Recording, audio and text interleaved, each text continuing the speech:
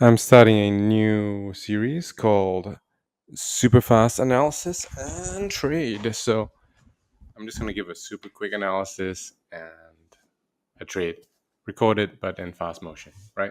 Okay, so what's the analysis?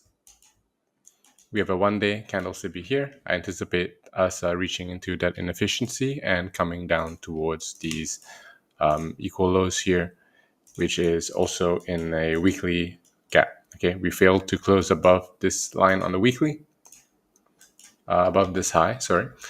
And I feel we're going to push down into that. So going to the daily, going to the 4 hour, going to the 1 hour, and now we've been pushing up. Okay, so we have a 1 hour candle busy over here, which overlaps with this reclaimed bearish order block. It's going down to the 15-minute, 5-minute. We took out liquidity below these lows. Okay, and now we're reversing, all right, into this order block as well. We're not closing below the order block. And yeah, and that's it. So let's see how the trade goes.